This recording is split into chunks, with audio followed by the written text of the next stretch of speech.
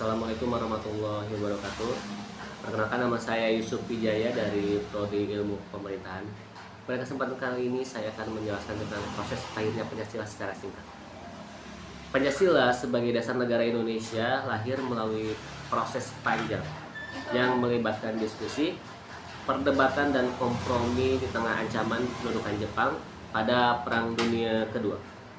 Proses ini berlangsung pada tahun 1945, tepatnya sejak pembentukan Badan Penyelidik Usaha-Usaha Persiapan Kemerdekaan Indonesia atau BPUPKI hingga Sidang Panitia Persiapan Kemerdekaan Indonesia atau PPKI. Berikut saya penjelasannya secara ringkas. Yang pertama, latar belakang janji kemerdekaan Jepang pada tahun 1944 sampai 1945. Jepang mulai kalah perang melawan sekutu, sehingga untuk mempertahankan dukungan rakyat Indonesia, Perdana Menteri Jepang Kunaiki Koiso pada 7 September 1944 menjanjikan kemerdekaan bagi Indonesia di kemudian hari. Pada 1 Maret 1945, Jepang membentuk BPUPKI atau Dokuritsu Junbi Chosakai di bawah pimpinan Dr. Rajiman Widyodiningrat dengan anggota 63 orang, termasuk tokoh nasionalis seperti Soekarno, Muhammad Hatta, dan Muhammad Yamin. Yang kedua, sidang BPUPKI 1 pada tanggal 29 Mei sampai 1 Juni 1945. Tujuannya adalah merumuskan dasar negara untuk Indonesia merdeka. Pidato penting pada BPUPKI 1 adalah Muhammad Yamin pada tanggal 29 Mei mengusulkan 5 prinsip: pri kebangsaan, pri kemanusiaan, pri ketuhanan, pri kerakyatan, dan kesejahteraan rakyat. Supomo pada 31 Mei mengusulkan dasar negara bersifat integralistik dan menolak individualisme Barat. Soekarno pada 1 Juni dengan pidato bersejarah yang memperkenalkan istilah Pancasila untuk pertama kalinya dengan rumusan 1. Kebangsaan Indonesia, 2. Internasionalisme atau pri kemanusiaan, 3. Mufakat atau demokrasi, 4. Kesejahteraan sosial, 5. Ketuhanan yang berkebudayaan.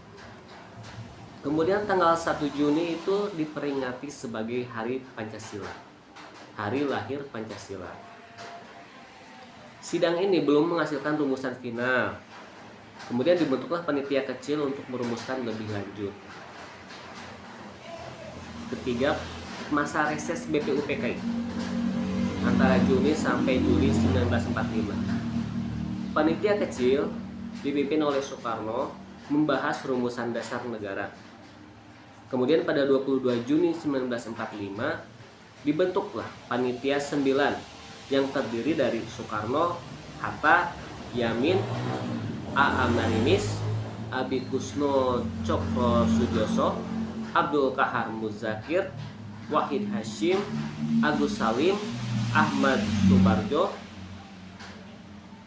yang kemudian dikenal dengan istilah Piagam Jakarta.